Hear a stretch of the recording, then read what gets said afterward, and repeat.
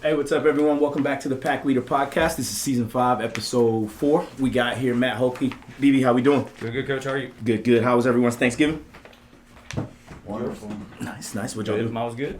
Where'd you go? Did you go to Somerville? Yeah. Nice. I was in Charlotte at my sister's.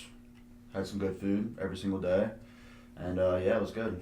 Not too much Good food. weather, too. Good weather. Better than Jersey? Yeah, I believe so. Nice. Who does all the cooking in your family? I guess with your sister, does she do all the cooking?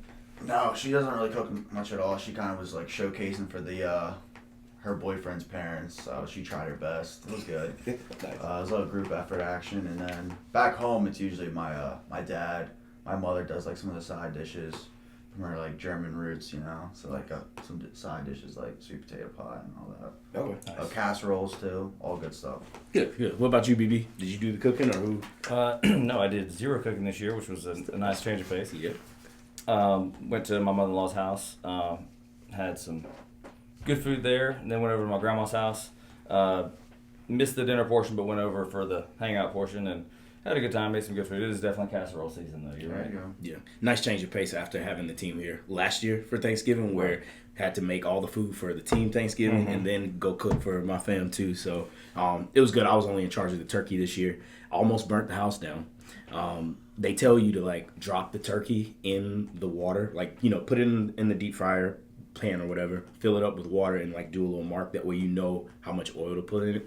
I was like, I'm just gonna eyeball it. I go drop the turkey in there, oil everywhere outside. Luckily I was smart enough to turn the gas off, so we were able to rebound. So the turkey came out all right. So you're a turkey guy. Yeah, I'm a big turkey guy. Popeyes, if I can help it. They make a fire. They do, actually. Last year we got two of them, and then the two that we got from the school. So we have 4 like differently cooked turkeys at Thanksgiving for the team one, and so it was. Why was that the case? Why was that at school?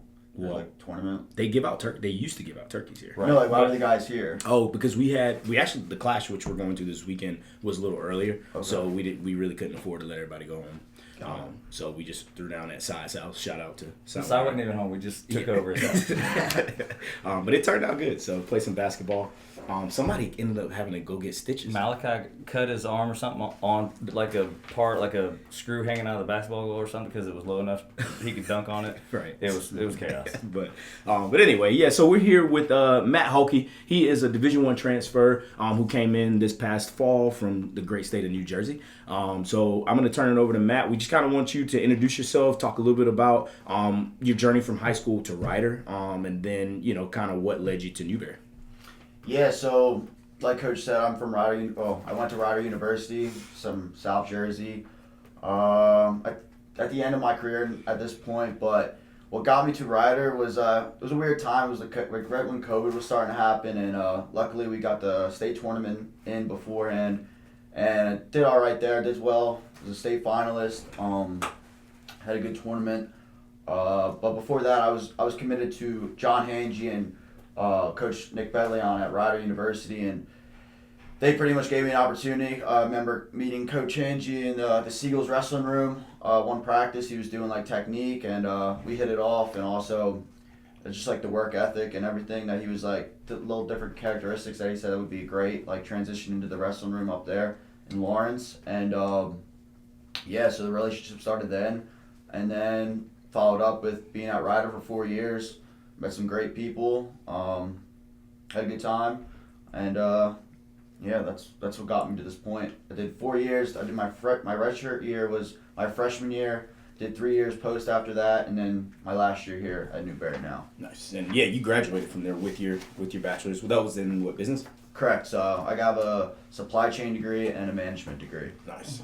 And coming to Newberry, he's a grad student for us now. You're in the ODL program? Correct. Or Organizational Development and Leadership. Talk a little bit about what made Newberry the right fit for you. Because I'm sure you know everybody knows how the portal is, man. I'm sure you had your fair share of options once you hit the portal, being a D1 guy with coaches hitting you up all over the country at multiple levels. What made Newberry the right fit?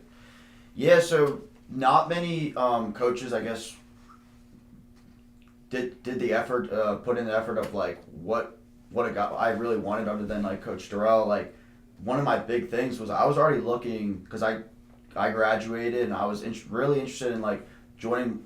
My family slowly starting to get down south, so Newberry hitting me up at the really perfect timing. I was interested in going down south. Not much wrestling down here other than Newberry, and then also other couple D2s. And that was huge. And then also just like relationship off the bat when I came in here, we hit it off pretty well. Got to get some scraps in, and also just had a good weekend. I mean, enjoyed myself. But yeah, I mean, yes, there was interest in other places, but other than that, like a big thing for me is like I'm a big family guy, so my family slowly like starting to migrate down here, down south. Extended family as well. That's deep in PA. They're all talking about going down south. So I was like, you know what? Perfect timing. Let's get down here. Let's have 1 year down here, see if I actually enjoy it like I thought I would.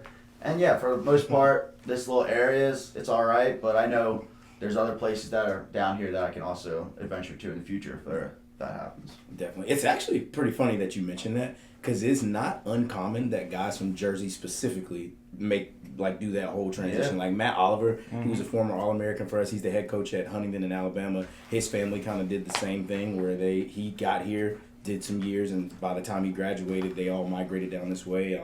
Asa Walton, also his family, they live 15, 20 minutes from here now? Yeah. On the lake. Down in Chapin. Yep. So I don't know what it is, but yeah, that's I think just coming down to better weather maybe part of it. And East Coast, staying East Coast. Cost of living. Down south, yeah. Yeah. Definitely, man. But yeah, it's funny you mentioned the scraps. I remember after, you watch film, but after it's one thing to watch film, is another thing to wrestle a person. I remember watching the film, and then after we finished scrapping it, and you had left, I told Blanton, I was like, yeah, we got to get him. Yeah. We got to get him. So, what surprised you most about the team or the coaching staff when you got here? I would say coaching staff wise, you guys are really just extended family. You guys really open arms, and it's pretty easy to just have a day-to-day conversations with you guys, and I think that's huge when it comes to not just recruiting but also being a coach and figure in the room. The guys, I like you said, I knew a couple people from New Jersey already off the bat, and just binding in and growing, just being natural. It was a natural process of Meshing. Yeah, meshing, I guess. So that was cool. And I mean, obviously there's going to be bumps in the roads, but I think that's huge when it comes to guys just being open arms, Yeah. with transfers and stuff. 'Cause Definitely. I haven't been here for 4 years, so it's who's this new guy, pretty much. Yeah. But everyone was pretty awesome. Awesome, man. Kind of shifting over, and I'm going to toss this to Blanton a little bit. I want to talk about the season. You've had some pretty early success overall, 7-2 right now, and I just want to talk a little bit about that. So, BB, if you want to kind of dive into some of those questions. Yeah, so, you've already graduated. Mm-hmm. You got a degree. You could have chosen State D1. You came to us. We're Division II. So, clearly you're still having success at this level. What's motivating you at this stage of your career where you honestly could have hung it up and gone and gotten a job or whatever? What's motivating you at this stage of your career? So, I guess the best way to answer that is I had stuff left to give. I had a gas tank left. I had everything. I had too much abilities to just hang it up and not explore this opportunity. And that's the best answer for me. I feel like I have just too much to give, where it's if I would have just hung it up, got a job, I'd be working by now, looking at fellow friends and all ex wrestling buddies that are just still wrestling, scrapping and everything. I just would be yo, I had this extra year and I didn't take it. Yep. So it's I can't live with that deep down. So I'm doing it, and I'm no regrets, Dude, I tell guys all the time, and I'm probably going to tell you when you graduate, you got the rest of your life to work and pay bills. Being an adult is fun and all, but that stuff ain't going anywhere. It's coming. So, and especially when COVID was happening and we were having conversations about taking those extra years, guys were just so antsy to get out there, and I want to get going and want to start making money. Yeah, that's great and all, but like you said, you start scrolling on Instagram or clicking online, and you see your boys still scrapping and doing what is only a short chapter in your life where you have the opportunity to do it. So, that's good. I'm glad you ended up taking it, and we'll definitely be considering that other year that you might have. Exploring all options. So, obviously, love hearing that. You talk about, not having any regrets, you not wanting to leave anything unexplored or whatever. But what, is it just along for the ride, or like what does success after this year look like to you? Like when you're looking back, you know, like I accomplished X, Y, Z, or I didn't, or whatever. Yeah, so I have my own aspirations, my own goals on the side that I plan on doing, and that's one way or the other. That's what's gonna happen. I'm just trying to, at the end of the day, I'm trying to set myself up for my next future endeavors. So accomplishing what I can accomplish was only gonna put myself in a better situation. So yeah, that's what kind of motivates me. It's like, listen, if I can do something now to have a better later in my life, that's what I'm gonna do. It's gonna be hard to stop that. It's just like, that's just the mindset with it, you know. And yeah, that answers your question. Yeah, you apply for a job and that resume says like NCAA All-American or NCAA National Champ. That kind of moves that to the top of the pile, I think. Definitely. I know looking at resumes and people sending you, when we get emails about like, hey coach, if you got additional, you know you're going to have a position come open at the end of the season, you know, that's kind of what I scroll through the email quickly to just skim and see if I see those kind of stats and accolades. So you definitely help yourself out with that. Mm-hmm. Kind of moving a little bit, man. I feel like you mentioned in passing, you know, coming in is different for transfers. You know, you got a guy on the team who's maybe been here for 2 or 3 years. It's a lot easier for them to slowly evolve into that leadership role. And usually even for transfers, like when Dayton came in, he comes to mind, and Kell, they still took, you know, a year or two before the guys really looked at them as leaders. But I feel like with you, you've come in and not only been immediately impactful for the team on the mat, but just in a leadership role in general, it's pretty clear that the guys look up to you, not just for wrestling advice, but even like in something as simple as, you know, kind of talking to the study hall group about weight management and those types of things. Tell me a little bit about like what that means to you, especially, you know, at Newberry and in a sport like wrestling. Yeah, so I just feel like like I said earlier, like I have so much to give, not just when it comes to technique and like what I've experienced in my wrestling career. Just like being like personable with guys, like that's a good coaching trait like you guys have. It's just like being personable with guys, and I think that's one like thing that I have that I love to just. That's what I got to give, you know. Like It doesn't matter where you are on the depth chart or whatever you say. These guys, you want to be able to like be friendly and talk to. So it's like every day just being able. I love the fact that I can just go up to any single one of them and just start a conversation with. You know, it doesn't matter if I'm not going to see you Saturday, Sunday at a duel or a tri-meet because you're back home, or you're home right now for or for the holidays because you're not part of like the whole squad traveling and stuff. I don't really care about that stuff. I mean, I just want to be personal with guys, being on the wrestling mat, being outside the room, you know. Being on the mat, I'm a little different, obviously, but Definitely. Yeah. But no, just being personal with the guys and just like, listen, like no one's better than anyone. Like at the end of the day, this is just a small snippet of like the pie, you know, like your whole life. So like, why would you leave with not being able to like get everything out there that like, not just get everything out there, just being able to talk to someone about like not just the wrestling room or what's going on in the calf, you know, talking about the birds or something, Eagles, like there's NFL, stupid stuff, group chat stuff, like be a part of everything, you know, Yeah. No, for sure, man. It's funny because I feel like a lot of people on the team are pretty, the way their wrestling personality and their like everyday personality are pretty close. You are like this. No, and I take that I say that about like me outside the room. It's just like I don't want to say I'm a completely different person, but it's just like it's like a time and place for in the days when you're in the wrestling room for like you're learning, you're staying locked in for that 2 hours or whatever I can give, like an hour, 45, whatever, until I kind of like, all right, I've had enough for right now. I can get back to this a little bit later, but no, like outside of the room, yeah, I would think anyone would probably say like, all right, this guy's completely different, just like, which could be a good and a bad thing. I know that, but I don't know. No, it's not. I think it's a positive. Which teammates would you say have pushed you the most since you've gotten here? Pushed me the most? I mean, I would say every guy that I've been in the room with, just being able to have scraps and just chat about and being able to talk to. I would say like guys like John Parker, Reed, I mean Bo, they've all have had things to. It might be tougher like an individual to be like, you gotta like try to do this or something, because like I may have like coming from a D1 background. No, I don't think people look at it like that. I think people would just be like, they want to learn just as much as I want to learn from them, you know? So I think that those guys, who am I thinking? Yeah, like those guys for sure right now. And then even like a couple guys like Gage, like we've had conversations back and forth what might work. Like we done Weekend Warriors in the past, and like I'm feeding in from piggybacking off of something that he's like trying, you know. And I'm like, you know what, that's actually true. I never thought of it like that because you're kind of a lightweight, Right. And I'm trying to wrestle a little bit differently. Like it's good to absorb all that stuff, you know. Yeah. From top to bottom. Definitely. And you mentioned, obviously we know you're coming from a D1 room. Is the gap from Division 1 to Division 2, and we're still only like a third through the season, so maybe you haven't come to the conclusion yet, but is it what you thought it'd be in terms of like how tough or how not tough? Like, is it what you expected in that regard?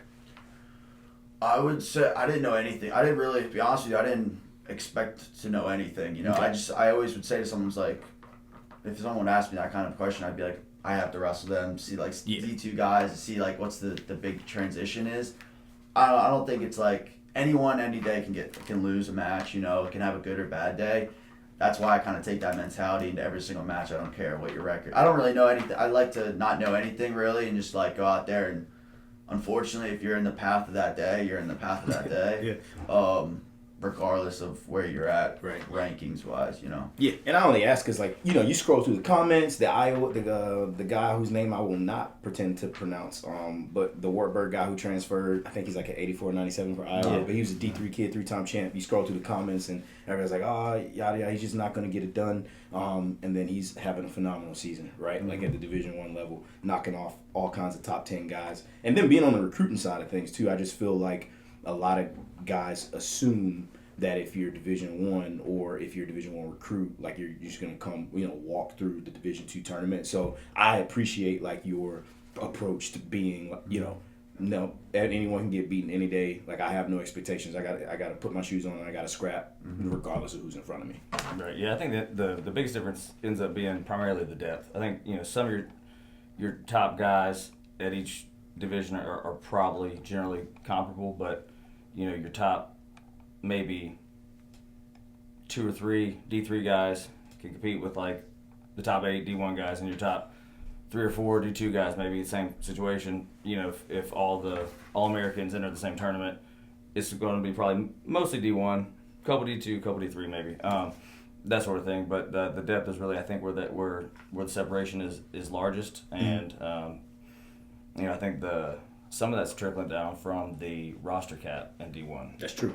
So that I think will actually somewhat help close the gaps that are there. They'll still be there, but I think that is a big shift towards that. Definitely.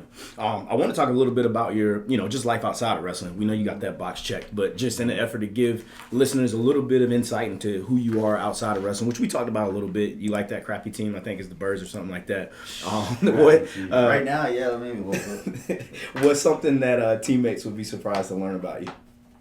To learn about me, I'm pretty open book when it comes to stuff that I do outside of the room. But I'm a huge coffee guy. I'm sure if you guys have heard that by now. I got like all the gadgets. I like to try like all different things, the like AeroPress. barista. Yeah, like I do the whatchamacallit. Now I can't even think French of it. press? No, the That big old fancy thing you're talking It about? looks like a what kettle. do I call that again? Espresso machine? No, I hope to get an espresso machine soon. Nah, the You were showing us a picture, I feel like. Yeah, I know. It's a little Italian little gadget. Whatever. But yeah, I like coffee. I mean, I like the outdoors. I like fishing. I like doing the lake stuff. I like hanging out with friends on the lake. That's awesome. I mean, not much of a better day than that. I like the beach. Another reason why the East Coast is so interesting to me. Fishing onshore, offshore, all that stuff. Yeah, I mean, other than that, just down here scrapping. Nice. For the time being. I googled it. I googled Italian coffee gadget, and I got. Mocha pot. That's exactly what came up. Yeah, MOK. pot. Yeah, I'll get one of those. It's great. I still don't know what it is, but I might add it to my Christmas list. I like coffee too. What's your go-to music before a match? I have like a weird thing where it's like I will listen to music up until pretty much throwing a headgear on, which is probably like only a match earlier before like my match. And then I have the whole regimen where I don't really throw on a singlet all day. Some people do that. Music, well, I don't really. I do like a little country, but then I tap into my house music before like wrestling. You know. You have a very eclectic assortment. Yeah, some would say. Yeah, I think so. I don't know. I'm all over the place a little bit, but it's like I'll usually stick to like house. I can't do country really before like a match. Lots of house at practice when you're on. Yeah, ice. yeah. Definitely. I get some hate with the You guys are hopping on the off. Like your band. Yeah. I'm interested to hear your answer for this one, just because Ryan and Alex are from Jersey as well. What is your I know favorite New Jersey food that you miss the most? Oh. I love wings. I love pizza. I love Italian stuff like the chicken parms. But there's good chicken parm down here, like some spots. I haven't explored much of like outside of Newberry, other than close to Lake Murray. I think it's called. Yeah, Lake Murray. What am I missing? What'd you guys say? I'd say any Italian food Any. is so much better. Yeah, I guess. The pizza to pasta dishes is Like a buffalo chicken pizza, but like the pizzerias all over. Oh, all the yeah, so bagels are so good, breakfast too. sandwiches. I have Yeah, this one for spot sure. back in Jersey. I would get whatchamacallit. What did I talking about the other day? The salmon. Pork roll? I don't know. No, oh, it is pork It roll. is pork roll. The salmon, this like the Lox. salmon lox. Yeah. There's a one lox bagel. That's a nice like. If I had a tournament Saturday, that's Sunday morning waking up, making like a lox special, phenomenal. Everything bagel, Yeah. so good. I went to grad school in upstate New York, and we had a lot of Long Island guys there, and the amount of arguments that I found myself just listening to Long Island guys versus like, guys from Jersey, who has the best bagels, who has the Yeah. better pizza, and it would be so intricate to like the Long Island people would think their bagels were better because the water's better or something like that. That's Like, their argument most of the time. The New York water's better. yeah, that's what they would say. That's wild. So that's good to hear. I feel like a lot of Italians live in Jersey, so I got it next time I'm there. I do a lot of home visits there when I'm in New York, so I'll definitely get some Italian. My jaw is not conditioned for bagels. No, No. too they're- chewy. Yeah, it's like You have a bad my- bagel. it's Yeah, like Yeah, bad it's bagel. I'm like better bagel. halfway done eating it and my jaw's worn out.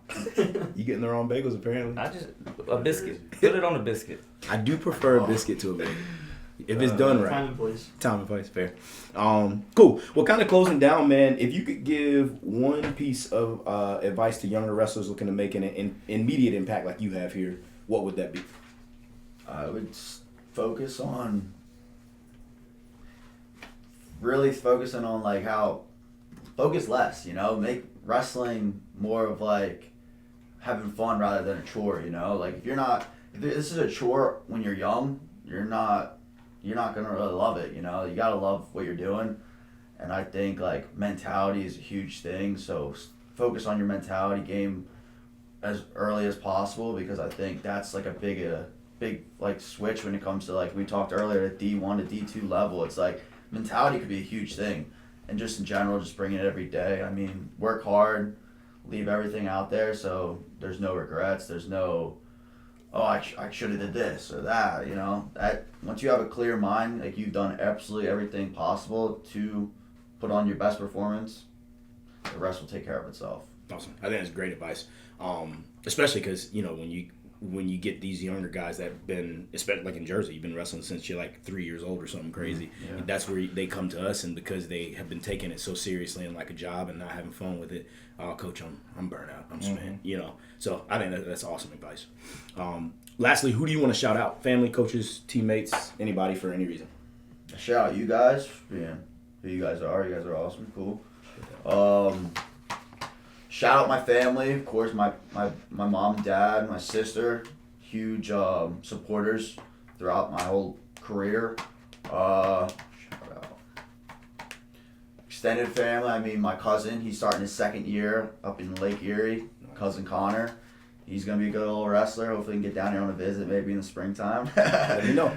Let Um, me write that down quick. yeah. And then I guess my all my buddies out there scrapping right now. I got a bunch of guys that I'm friends or pretty close with out in Vegas this weekend. Oh, nice. Scrapping. So Nice. yeah, shout out to them. Awesome, man. Well, yeah, I feel like you're just a few adjustments away, dude, from putting together a really special season, and it's been awesome watching you compete so far this year. And really, like I said, we're really just getting rolling. So let's keep an eye out for this guy, and I appreciate you joining us on the podcast. It's all right. Thank you. All right, that was Matt Hoelke. Everyone, awesome interview. What a guy. Yep, he's been a nice breath of fresh air because he is, I guess, really to kind of piggyback off of what he was saying about like mentality and stuff. Mm-hmm. It's not like it almost sounded like he was kind of getting at like, don't be just a wrestler, like treat it like a hobby or something. I can assure you that's not how he approaches it. No. He is very much just Matt outside the room, but in the room he's locked in. He's one of the hardest workers we got. It's funny because a couple of times in the past week or so he's looked at me at like an hour 40 into practice and been like, yeah, coach, my dopamine is so just put it on your radar. The next few minutes are going to be rough. Just somebody who's that aware and like thoughtful about things. But yeah, when he locks in to wrestle, it's go time. Right. And it's because like at that hour, it's kind of like you say this to a certain individual on the team often, but I won't say the name. But it's because like from the start of practice to the end of practice, he is going as hard as he can. He's not trying to save it in the tank till the end of practice. Right. And so like when he gets to that point, it's not because he's being late. It's because he's giving you 110 for that whole time. It's hard. It's hard to be locked in. Like in the same way, it's hard to sprint like longer than like 100 yards, or whatever. Like you can't sprint a mile. Right. You can't just stay actively engaged for like, too long of an extended time. And like so when he comes, he's locked in. He's giving you physically, mentally, emotionally, whatever, for as long as he can. But at a certain point when it starts to crack, it's just funny because like wrestlers, you like we're all like tough and like you gotta like hide when you're tired. He's like, coach, hey, just heads up. Don't expect much in these sprints. Right, but nah, he's an awesome guy. Moving on though, I wanted to jump into the next segment, all things Newberry Wrestling, and first and foremost, pin pool update. BB, what we got? We are up to $327 per pin as of today. Up a whole dollar from last month. Big moves. 326 last month, 327 this month. Yep. So the needle's moving in the right direction, but guys, help us spread the word. Let's get that moving a little more quickly in that direction. 350 is the goal, I guess. Still, I was really hoping to make that push for 400, but let's hit 350 first. We have 66 on the season, thanks to 3 last night against Allen. Yep. Caden Peltz, John Parker, and Chance. No, Nope, I got Chance. it. I got it right here. I just did it this morning. It was Kale Schrader. Yep, Kale Schrader. He was a big guy. Yeah. But yeah, going really well. Off to a big start. Obviously, that will probably slow down a little bit because we're not at opens with a whole roster of 28. We do go to Lander though, and they have those The extra matches. Yeah, so sign them up, coach. I would definitely have. But yeah, like Coach said, we're looking to get to $350 per pin by the end of the season. And so ways you can help move the needle as far as that goes, especially if you've already pledged, just simply copying and pasting that pin pool form that I email out every month to any parents, any fans, any supporters of Newberry College Wrestling or your whoever you support on the team that might be willing to give. You can just easily send that out, and it's pretty self-explanatory. They can pledge on their own. I do want to just quickly apologize. One new thing we're trying this year, Jacoby Benjamin, who's one of our Olympic level pin pool members, he actually put, threw this idea out to me and saying like, hey, I think it'd be really cool for you to offer, one practice a week live stream to anybody who's at like level X, Y, or Z or whatever. And I thought it was a great idea. I floated it to some people and they were really interested in it too. And so I did send out like a secure link because obviously we don't want to make that available to everyone. But I sent it out and then I have yet to stream a practice. So I do apologize for that. And I'm in a chat with all the Olympic level and national champ pin pool members. So I did make sure they know that I have been dropping the ball on that. But the next practice, the first practice to be streamed will be this Friday. December 5th. So look out for that. That same link that I posted in our chat is the one that you can use to watch that. Just to put it on your radar, we do have Lander on Sunday, so it won't be like a whole lot of live wrestling, but we will go ahead and make sure that we're being more consistent in getting that going for you guys. And what time is practice on Friday? 3:30. So also one other way, just moving the needle, helping us with that. Everybody's a little bit different. People want to engage in different ways. Sometimes you get the phone calls and it's like, yeah, I'll help, but like, can I just make a one-time donation type thing, or versus people want to be engaged. They want monthly updates. They want to follow the team. It's kind of in a weird way like gambling. Like like obviously the more pins we get, the more the pin pool members end up having to give. But it's a fun way of like being involved, and I think that's a lot of people like that as well. But we mentioned it for sure last time and probably a couple other times, but the splash items is a huge way to help out. Instant national champ or Olympic member status, one of the two, for the splash items, and they are in the monthly emails, correct? Yep. So checking those out, just things that can help us out, like some weight room equipment for our facility, or treadmills, or singlets, set of singlets, things like that. Yep. So lots of good ways to help out and help move that needle. So if you know somebody who's maybe not as engaged but would help out with something, spread that word as well. Yeah, and that's a good point, because when I donate, I do like to know where exactly my money is going, and so when you go the pin pool splash item route, it's pretty clear if you see a team wearing a set of singlets and that was your contribution, right? Or if you see the new shiny set of dumbbells in the weight training area and that was your contribution, you know exactly where it goes, as opposed to the support we get from the pin pool, which just goes to the general pot to supplement our annual operating budget. So definitely multiple ways to give. Thanks for bringing that up. Yep. Wanted to move on to our summer camps. Those are set to launch this week. Finally got all of our ducks in the row. We are going to go this summer, June 20th through the 26th, and still offering the same format of camps that we normally offer. So on June 20th through the 22nd, we got our Takedown Elite camp. The Master on the Mat camp is going to be the 22nd through the 24th. And then this year, I'm excited to offer a new addition to our Vantage Wrestling duels. We're now going to be a one-stop shop for boys and girls duels. Been toying around with the schedule, which is why we're launching a little bit later than we normally would, because we want to make sure we put together a comprehensive schedule that actually works. And so I think we finally got a formula that has us wrestling on, 4, 6, 8 mats. And it's back-to-back wrestling. We will be wrestling all day, but it is a one-stop shop to where a lot of these programs where women's wrestling at the high school level is blowing up. Instead of having to take your men's team in June here to get their competition camp in and your women's team in July here, you can salvage some of that summer vacation time by bringing them to Newberry and getting that competition in for both. For sure. And, just for any coaches or people with high school wrestlers who may be listening, we have traditionally always cut the weight classes on the boys' side down from 14. There's 14 weight classes. We cut that down to 10. Just because it's hard to put together an entire squad to take to camp in high school because everybody's on vacation or whatever. So girls, I think there's a couple different 12 and 10. I think are the amount of spots. So it'll probably be somewhere in the ballpark of like 8 weights for the girls' duels. But just again, if anybody's hearing this and that's got the wheels turning and start making plans, just kind of put some of that information on your radar. But it'll be good. Vantage. The guys who, the title sponsors of the camp, they came here and did some stuff last year, mainly just sort of brand awareness. But they've talked about, bringing gear, setting up a little store. But they've even mentioned bringing a team. So I mean, they're fully invested. They're really involved, and the event just keeps growing year after year, better and better. So I'm excited. Yeah, and I know we're Adidas technically, Newberry, but like shout to Advantage. Like we roll with Advantage the long way. Yeah. So they do an awesome job there in Ohio, and that's why we have them as a proud sponsor of our duel. So look out for that. My goal is to get that launched online. Registration launched online tomorrow. That way throughout the weekend you can be blasting that link out, and if you got people that would be interested, please sign them up. Next up, we were a little remiss last month because we didn't talk about any of the signings, and it was past National Signing Day, and we got some pretty exciting news on the 4 signees that we have so far. We're off to a solid start. So Wyatt Eddie, he's from Arizona, had a good visit from Tombstone High School, and he came down with his dad. His dad's a coach, right? Yep.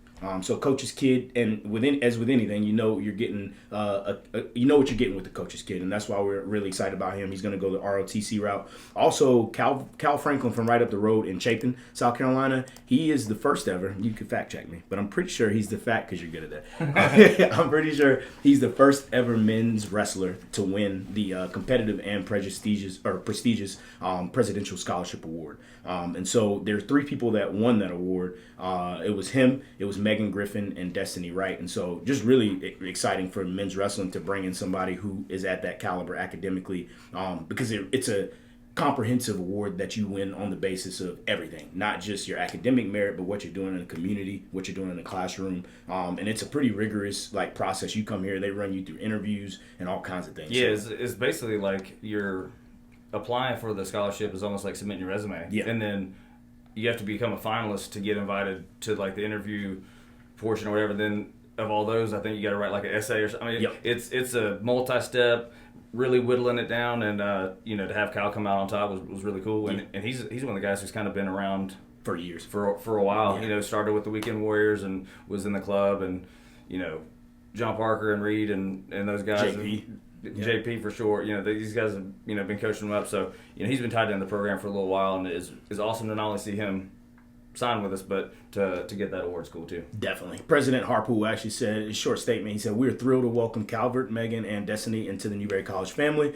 Their achievements, character, and academic promise truly embody what it means to be a Newberry scholar. We look forward to the contributions they will make to our campus and community." So awesome shout out from the president there. For sure. And on the same line of thought, guys who can make some contributions. I think Reese Thorne from Alabama, who signed with us, unfortunately busted his knee up. High school career is probably over, but he was a state champ last year and ranked number 1 this year. Ranked number 1, so he'll be chomping at the bit when he gets here to make an immediate impact as well. Definitely. And coming out of the great state of Ohio, Drake Brazel signed with us a couple weeks ago. And he's coming from Aurora High School as a D1 Ohio State placer. Hasn't started wrestling this season yet. He'll hit the mat this weekend on the 6th, but already placed at a college open. He took 6th. Right. So college season starts a little earlier than high school, and he was like, well, I guess if my school's not going to wrestle, I'll just go on my own to this college tournament, and ended up placing it. So, super excited about him as well. This is a great beginning to the recruiting class. All 4 of these guys can scrap. Yep. At least one of them can get it done in the classroom. Right. So these guys will all contribute in multiple ways, and we're excited about them. Definitely looking forward to keeping or continuing building as far as that goes. Next up, I want to talk about national rankings because the team is sitting at number 19 right now in the country for NWCA rankings. That's the National Wrestling Coaches Association. Those polls. Reed comes in at 184 pounds. He's number 4. John Parker is number 8 at 197 pounds, and Kel Schrader is number 7 at heavyweight. And then the Open Mat National Rankings, they actually do theirs on a week-to-week basis, which is a little, I feel like, kind of difficult to do. I'm not sure, because I'm on the rankings committee for the NWCA, and I mean, those calls to redo the rankings on a month-to-month basis are 2 hours. So how they go about doing it every week is impressive to me. I think part of it gets drawn out because you have so much to discuss. Right. So well, that's why I don't know how they can do it from week to week and it be that accurate. That's why I feel like the discrepancies are so different. Yeah, because I think what happens is you lose one match and you drop 2 spots in that ranking, whereas the month to month, you got to catch more of a catch-all. You've won 3 more big matches where it's kind of like, nah, he should just stay. Right. That type of thing. That makes sense. The NWCA, those are updated on a month-by-month basis. The Open Mat on a week-by-week basis. The team comes in at number 20. One thing they do that I like is they separate the team tournament rankings and a team dual tournament. So in the team tournament rankings, we're number 23, but in the team dual rankings, we're number 25. Reed comes in at number 3 at 184 pounds. Parker comes in at number 12, and then Schrader at number 8. It's not super common that we are ranked lower in the Open Mat rankings than the NWCA rankings. So it's unique that Parker and Schrader are both ranked lower there. Yeah. Normally they show us a little more love. Well, what I found interesting with John is that while he's at 12, number 11 and number 10, Rutledge is at 11, and then Caleb Moore is at 10 because Caleb Moore just beat Marvelous. So, but we beat Caleb Moore. And we technically beat Rutledge 2 out of 3 times last year, and we beat Caleb Moore pretty handily last year as well. So it must be kind of they were disregarding the head-to-heads last year and only going off of tournament finishes last year, which is why Rutledge would have the edge over those 2. Yep. But then with him dropping Moore leapfrogging him makes sense, and Parker hasn't wrestled either of them this year. So I guess that tracks. But again, week to week, those are probably all going to shake up a lot more frequently. And I guess Bo just hadn't been wrestling enough for them because he wasn't there at 17 or 16, but he slid. I noticed that he slid out. So, but hey, at the end of the day, it's just rankings. You got to show up anyway, and this weekend will be big for us. We get an opportunity to step up a little bit at some of these weight classes where there's a little bit of question mark. So I'm excited to get the job done this Sunday. Competition recap. We really haven't, since the last time we talked to you, haven't done much since the King Open, but we went down to Columbia, South Carolina, quick trip. It did feel wild for me. to have to go up and down 26 4 times yesterday? Yeah, because you basically left home to come here to pick us up to go back home. Right. And then you had to come back and drop us off to go back home. Yeah, so that was wild. But still only 3 hours drive time, which for a road trip is not bad at all. So we're currently 5-0 right now. Just wanted to go over some takeaways last night. We defeated Allen 32-17. One standout performance for me was Cole McCullough.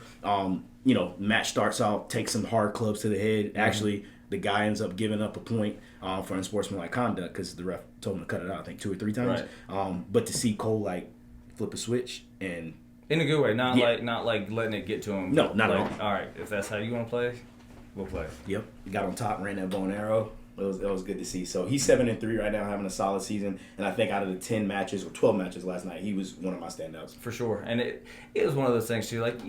Their crowd did a great job.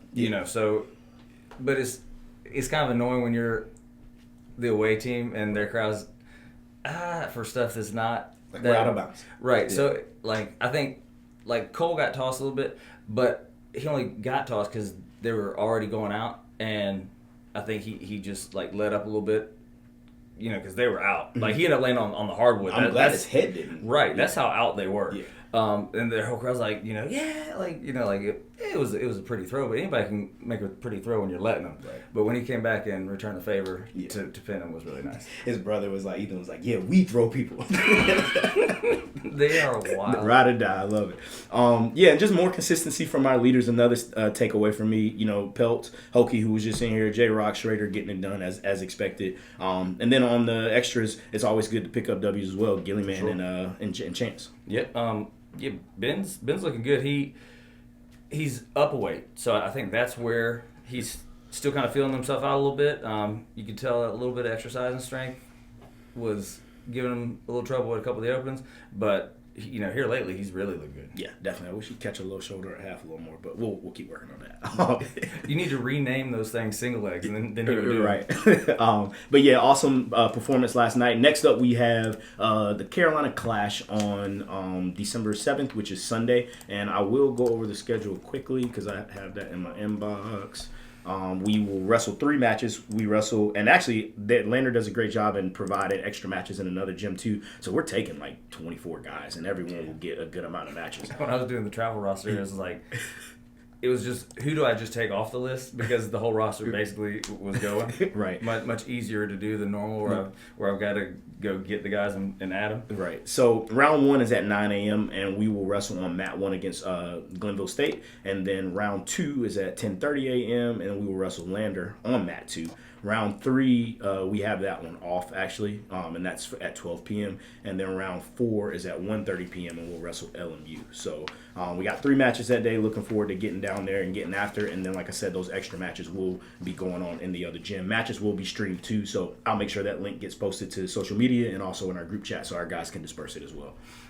But yeah, that's what we got coming up next. Last up, just wanted to talk about everything else, just general Newberry College athletics news, field hockey. What a season, man. Historic season. Crazy, yeah. 20-1 NCAA national runner-ups. Yep, and 20-0 going into the final. Yeah. Went to overtime, took the ball straight down the field immediately in overtime, had a shot on goal that I don't know anything about field hockey, but it looked like kind of a semi-lucky little flail to stop it, and then they ended up bringing it down and, making a crazy shot that our keeper couldn't get to win it. But man, such an awesome season. Yeah, shout out to Coach Dave. Yeah. That was fun to watch and follow. What are some of y'all were there, right? What are some of y'all's takeaways, Ryan and Alex? I mean, it was such a cool atmosphere up there, having the national tournament and everything, and I don't know, those girls deserved it, man. It's such a shame that the last one, but Do they return a lot? they're graduating, I think, about 8 of their starters of their 11. So yeah. Well, hey, they have good depth there. So okay, and success breeds success. I mean, you go recruiting wise, you got to think that's going to help. That was exactly the next point I was going to make. I was talking to Coach Dave after I started a text saying, "Hey, this is the beginning. This isn't the end. I know it feels you had a great run and you're finally there and to come up short, but I think this is where the dynasty begins because we're a private school, but in the world of field hockey, from what I do understand, is not a inexpensive world, and you know, so a lot of up north, a lot of private schools tend to be a little cheaper down south. So you got better weather, likely better cost of attendance, things like that. Better team for the most part. So I mean, I think this is going to breed the influx of a lot of those top recruits that she might be currently, up to this point, losing to Kutztown or Shippensburg or whoever. I think this is going to be the big step in getting them to that goal and staying at the top of the mountain for a few years. Agreed. I think the South is very disrespected in terms of field hockey, so for them to do half the season they had and give notice to our school and the SAC in general, I think it's big for them for sure. That's awesome. Yeah, I'm excited for them next season. And then the NFHCA D2 Athletic All-Region Honors. Shout out to first team All-Region Parker Keeler, forward, Emma Westbrook, forward. And then second team All-Region went to, I cannot pronounce that name, Weeben? Huh? Veeb. Thank you. Veeb Damon? Damen. Okay, Veeb Damon. And then Peyton Keeler. Keeler, got you. Sorry for butchering names, but shout out to y'all for earning those honors. And then football, also having a great season as well. Defeated West Florida. Yep. For the first time ever, we've made it past the first round of is that correct? We've made it to the second round a couple times. This is the first time we've ever made it to the third round. Gotcha. Which puts us in the quarters now against Albany State. After, I think the last win put us at our 9th consecutive win. So pretty exciting for the Wolves. Yeah, for sure. No, great season. Coach Knight, obviously he's doing great things. It's funny because it's been so quiet. Like normally, it's like if the football team's doing well, you hear about it all over town. I mean, it's all anybody talks about. There's just there. It's like they just show up to work, put their hard hat on it, and go to work, and nobody talks about it. It's not a big deal. Whatever. It's interesting and unique, and it's kind of weird, but I think it's awesome. These guys just show up and get it done. Yeah, I will say it's picked up traction. I was watching the news at the house. I watch in the morning before I start my commute, and like on the 6 a.m. news, it was we were on there. Oh, nice. Yeah, in the Columbia news. So it's definitely taking traction, at least in local outlets and in the state. So, and then Sharpia. Yep. Sharpia, he just got nominated for the Harlan Hill Trophy, which, as I understand it, is the Heisman for D2. Yep, he's a finalist. So. Only 2 came out of our region, and he was one of them. Yeah, nice. Okay. So the Division II Heisman Trophy. He was the SAC Player of the Year, Offensive Player of the Year, and just finding ways to get it done. Yeah. And so I'm not sure how do other takeaways, Ryan and Alex, on how we stack up with Albany State and just things looking forward. I mean, I don't know much about Albany State, honestly. But, Gotcha. I mean, if we could beat West Florida, why can't we beat them too? Right. So. Albany was the one. Mm-hmm. Gotcha. Cool. Well, yeah, I'm excited. They play this weekend, right, at Albany? Yeah. Okay. Cool. Fun fact: Albany State's the team we beat in our first ever playoff win. Hey. So those repeats some history. Yeah, definitely. Well, good. Yeah, good luck to football this weekend. And then only other thing we got as far as this segment goes is Keno Griffin, one of our former national champs in 2009, I believe, at 197 pounds, is a father as of last week. So shout out to Keno. Congrats. Recently new homeowner and father. So a lot of good things happening his way. Got married semi-recently as well. So yeah, his life is just snowballing positively. Yeah, so that's awesome for Keno. Yeah, congrats, Keno. Thanks for listening. I appreciate you guys tuning in. Remember, you can watch us on YouTube if you're busy and always on the go. You can stream us on Spotify Podcasts and Apple Podcasts as well. Be sure to give us a follow on social media, and we appreciate everybody's support. Thanks.